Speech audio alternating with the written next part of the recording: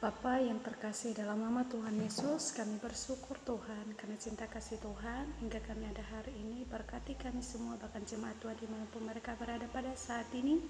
Pakailah hamba-Mu untuk bisa menyampaikan firman-Mu, penuhi kami dengan Roh Kudus-Mu. Hanya di dalam nama Yesus Kristus kami berdoa, haleluya, amin. Shalom bagi kita semuanya, selamat pagi dan selamat hari Minggu bagi kita semuanya. Baik kepada semua teman-teman, bahkan orang-orang yang dimanapun kita berada pada saat ini, kita bisa merenungkan firman Tuhan pada hari ini yang terambil dari 1 Tawarik pasal 4 ayat ke-10.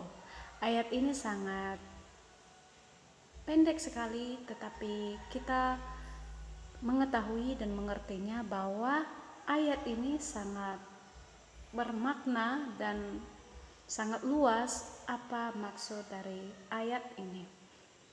Nah, saudara-saudariku yang terkasih dalam nama Tuhan Yesus, jauh sebelumnya kita bersyukur karena cinta kasih Tuhan yang kita rasakan sepanjang minggu ini. Tuhan telah menolong kita, melindungi kita, menyertai kita, sehingga kita bisa ada di tempat ini. Itu karena cinta kasih Tuhan, itu karena Tuhan yang selalu menopang kehidupan kita, bahkan itu karena Tuhan telah memelihara kita. Karena itu kita kembalikan hidup kita ini untuk bisa menyembah dan memuliakan nama Tuhan dalam kehidupan kita. Gunakanlah waktu kita untuk memuji dan memuliakan nama Tuhan di setiap detik hidup ini. Kita bisa merenungkan firman Tuhan ini, bagaimana kehidupan sosok orang yang percaya kepada Tuhan, bagaimana dia mengenal Tuhan dan bagaimana dia bisa berdoa kepada Tuhan. Nah, bisa kita lihat dari ayat ini, yaitu bagaimana seruan dan doa Yabes. Kita bisa baca dulu jauh sebelumnya. Yabes berseru kepada Allah Israel, katanya, kiranya engkau memberkati aku berlimpah-limpah dan memperluas daerahku, dan kiranya tanganmu menyertai aku dan melindungi aku daripada malapetaka, sehingga kesakitan tidak menimpa aku, dan Allah mengabulkan permintaannya itu.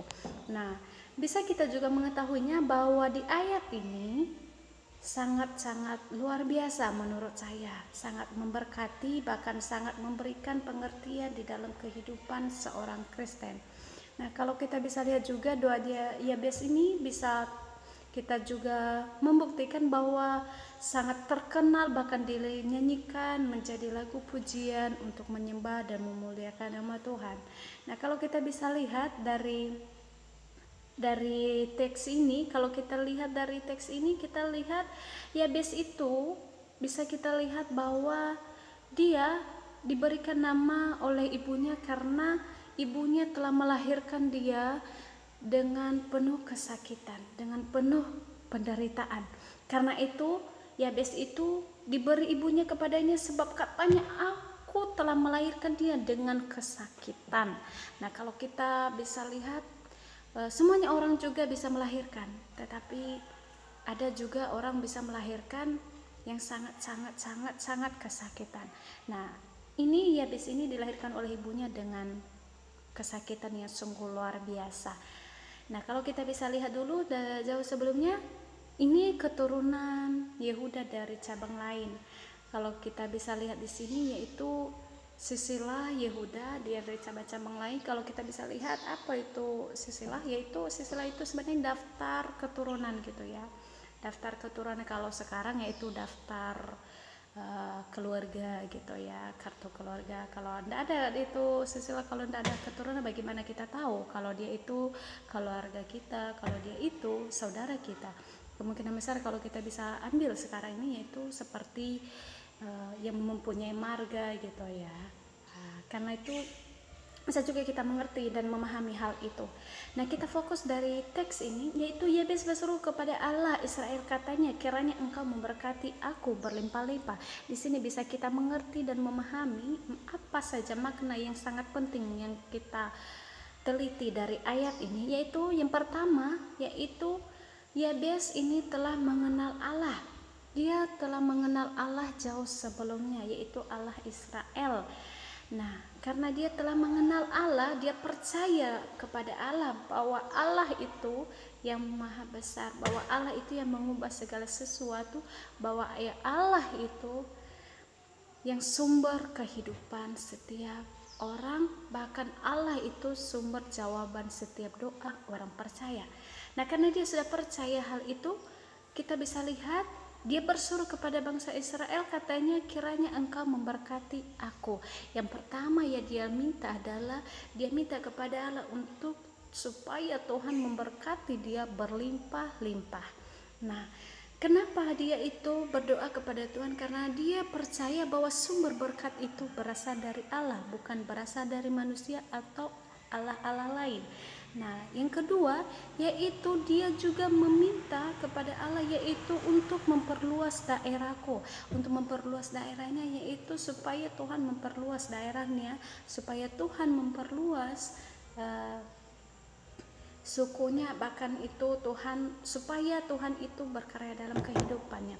Nah, dia juga minta kepada Tuhan, yaitu kiranya tanganmu menyertai aku. Dia minta bahwa dia juga percaya bahwa kiranya Tuhan itulah yang menyertai kehidupannya dan melindungi dia. Dia percaya bahwa sumber penyertaan dan perlindungan Tuhan itu sangat luar biasa, bahwa perlindungan dan penyertaan Tuhan itu membawa kehidupan setiap orang percaya untuk tetap hidup damai dan tidak akan kena namanya kecelakaan atau penyakit sekalipun, atau ya banyak sekali tantangan. Nah, kalau kita bisa lihat lagi itu, kenapa dia melindungi dalam segala sesuatu gitu ya, baik itu melindungi dalam kecelakaan, dalam penyakit, dalam penderitaan. Kenapa dia mengatakan hal itu? Karena tadi ini kemungkinan besar bahwa karena dikasih namanya ini, yaitu Yabes, karena ibunya melahirkannya dengan penuh kesakitan. Nah, kemungkinan besar mungkin di Alkitab juga tidak ditulis, mungkin dia meminta kepada Tuhan supaya kesakitan itu tidak menimpa dia, supaya namanya itu tidak membawa dia benar-benar tersakiti gitu ya. Tetapi dia minta kepada Tuhan supaya Tuhan itu melindungi dia gitu ya. Kemungkinan besar mungkin karena itu namanya tidak bagus gitu ya, mungkin diolok-olok lah apakan oleh teman-temannya, tetapi tidak ada di sini ya. Tetapi dia meminta kepada Tuhan supaya Tuhan melindungi dia gitu ya. Supaya dia melindungi dari malapetaka, sehingga kesakitan tidak menimpa dia gitu ya, tidak menimpa aku. Dan Allah mengabulkan doanya. Bagaimana Allah mengabulkan doanya? Yaitu mengapa Allah harus mengabulkan doanya? Mengapa harus, kalau kita bisa lihat dari perjanjian ini, yaitu ini doa yang sangat singkat gitu ya saudara, doa yang sangat singkat. Dan kalau kita juga bisa melihatnya bahwa doa yang langsung dikabulkan oleh Tuhan gitu ya. Mengapa Allah mengabulkan doanya? Karena yang pertama tadi itu Yabes ini dia telah mengenal Allah itu, siapa Allah itu. Dan yang kedua dia telah percaya kepada Allah itu. Dan yang ketiga dia telah memberikan hidupnya sepenuhnya kepada Tuhan. Nah, itu karena itu Tuhan langsung menjawab dan mengabulkan doanya itu. Nah, teman-temanku, dimanapun kita berada pada saat ini, kalau kita berdoa, kalau kita mengucap syukur, kalau kita berkomunikasi dengan Tuhan, mintalah kepada Tuhan apa adanya. Dan yang pertama, sebelum kita meminta, percaya dulu itu, bahwa apa yang kamu minta kepada Tuhan, Tuhan akan kabulkan. Dan percaya dulu itu bahwa Tuhan itu sanggup memberikan kepada kita. Nah, kenapa? Karena di Yohanes kita bisa melihat, tinggal di dalam aku. Jika engkau tinggal di dalam firmanku dan firmanku tinggal di dalammu, maka apapun yang kamu minta kepada Bapakku, kamu akan menerimanya.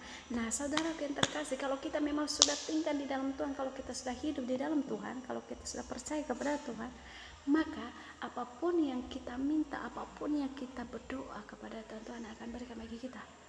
Nah, yang pertama, jangan lupa percaya dulu itu Tuhan itu siapa, dan serahkan hidupmu kepada Tuhan. Kalau kita sudah mengenal Tuhan itu siapa, kalau kita sudah menyerahkan hidup kita, kalau kita sudah percaya, yakinlah bahwa Tuhan itu selalu ada bagi kita. Nah, saudaraku yang terkasih dalam nama Tuhan Yesus Kristus, mungkin firman Tuhan ini sangat singkat, renungan ini sangat singkat, tetapi berdoalah, kenalilah Tuhan jauh sebelumnya. Mungkin hanya ini saja yang saya sampaikan. Tuhan Yesus memberkati. Selamat hari Minggu bagi kita semuanya. Shalom.